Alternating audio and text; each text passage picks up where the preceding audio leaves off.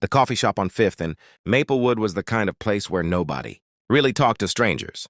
People came in, ordered their overpriced lattes, stared at their laptops, and left. That was the unwritten rule. Mia Calloway knew that rule. She just didn't always follow it. She was having a bad day. Actually, she was having a bad month.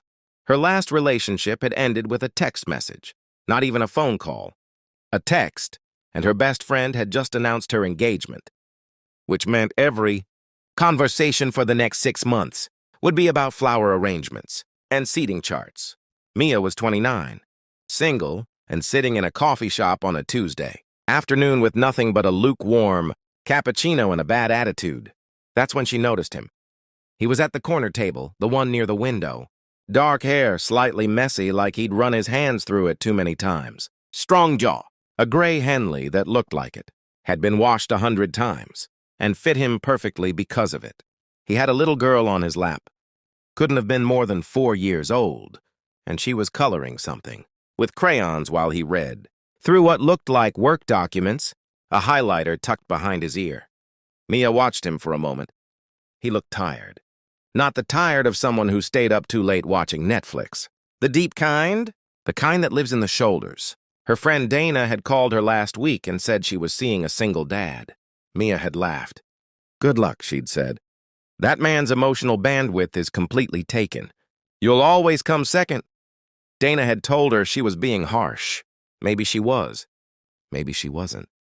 Either way, she was in a mood, and the man at the corner table sneezed loudly, startling his daughter, who dropped a crayon, and without thinking, Mia leaned over and picked it up off the floor near her feet and walked over and held it out. Here, she said. The little girl looked up with huge brown eyes. Thank you, she said very seriously, like she was practicing manners. The man looked up. His eyes were green. Not the fake green that people lied about on dating profiles. Real green, like old glass. Thanks, he said, and his voice was low and a little rough, like it hadn't been used much today. She yours? Mia asked, even though it was obvious. Yeah. He smiled, just slightly. This is Rosie, I'm Caleb. Mia. She didn't sit down. She didn't know why she was still standing there. How old? 4.5, the little girl Rosie said firmly. The half was clearly important. Mia almost smiled. Almost. Cute, she said. And then, because she was in a bad mood and had no filter today, she added, must be tough. Doing all this alone. Caleb looked at her. Not offended, not defensive. Just looked. It has its moments, he said. I just mean, she didn't know what she meant. She kept talking anyway. You just look exhausted. No offense. Like, how do you even date? Do women actually want to deal with all of this? She gestured vaguely at the crayons, the documents. The general chaos of a small child in a coffee shop. There was a pause.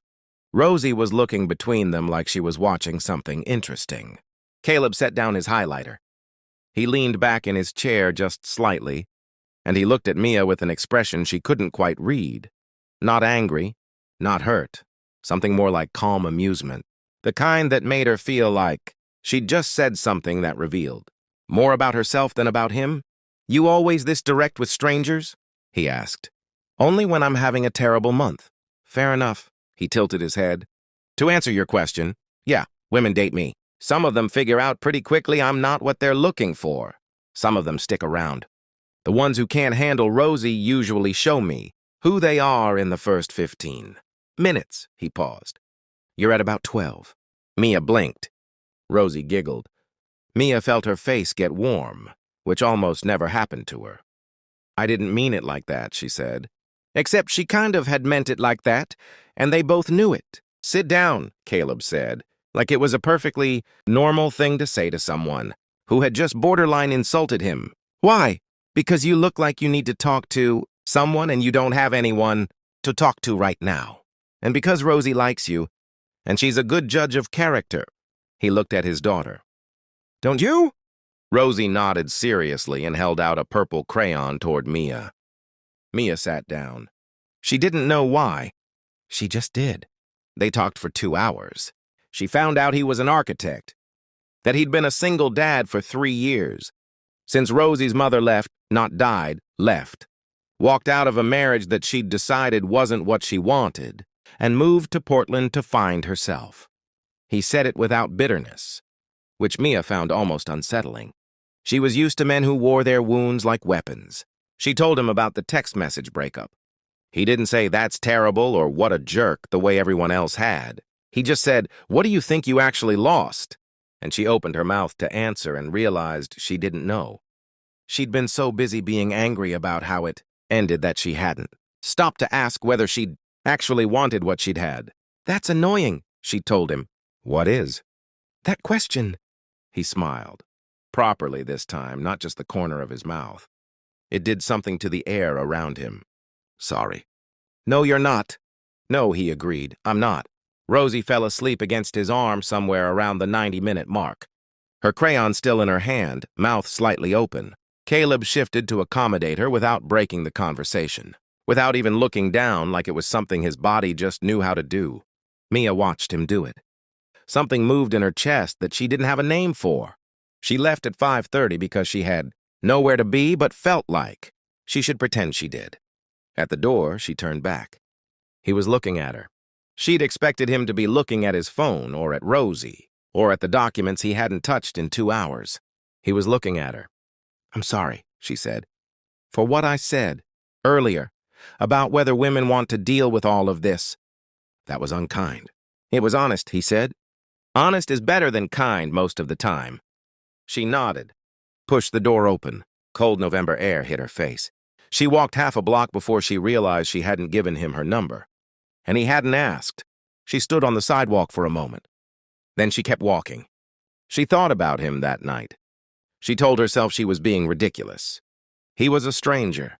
A tired stranger with a 4-year-old daughter and a gray Henley. He wasn't her type.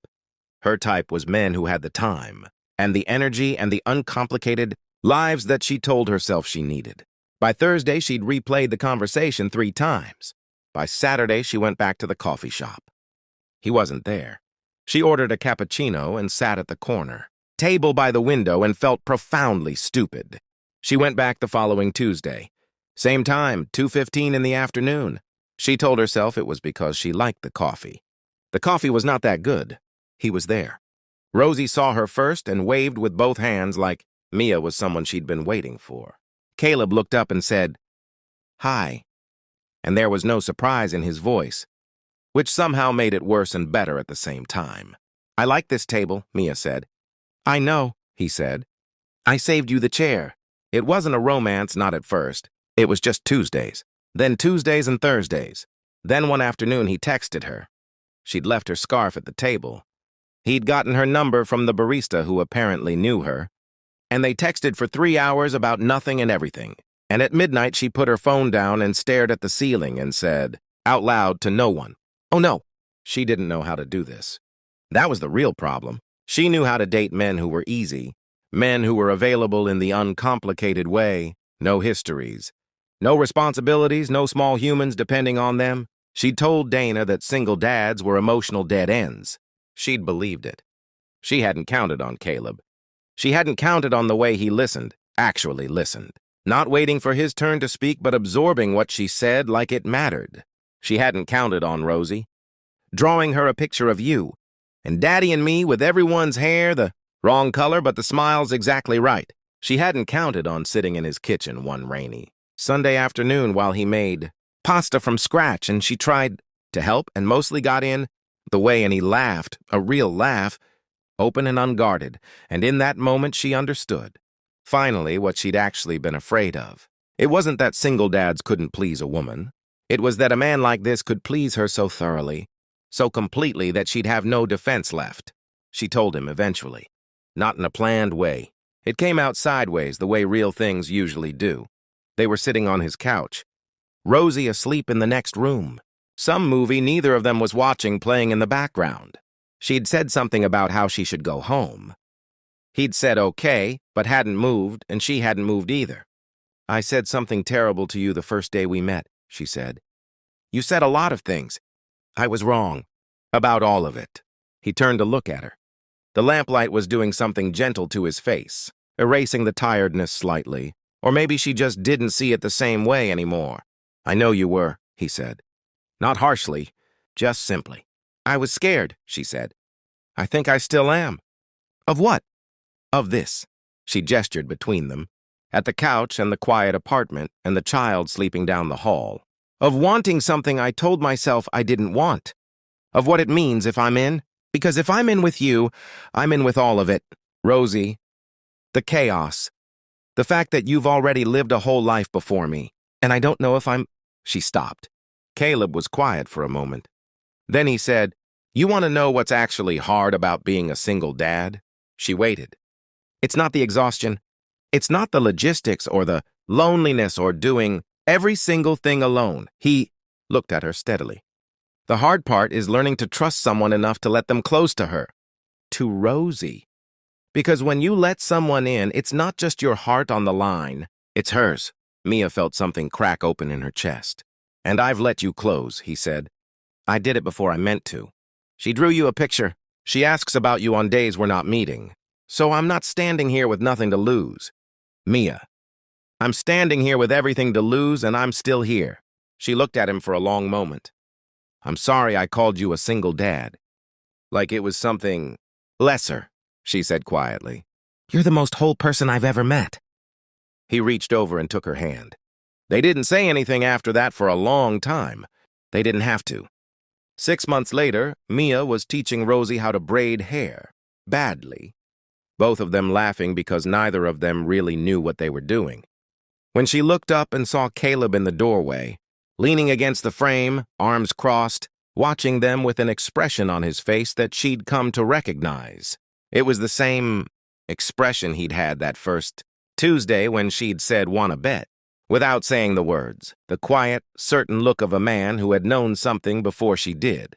She'd walked into that coffee shop with a bad attitude and a closed heart, ready to confirm everything she'd already decided about men like him. And he just looked at her, unhurried and unintimidated, and let her figure it out herself. That was the thing about Caleb Hayes. He never needed to prove anything. He'd just been exactly who he was, steadily, patiently, completely, until she ran out of reasons not to love him. She looked at him in the doorway. He looked back at her. Rosie tugged her hand and said, "Mia, pay attention," very seriously. And Mia laughed and turned back to the braid. And for the first time in longer than she could remember, she was exactly where she wanted to be.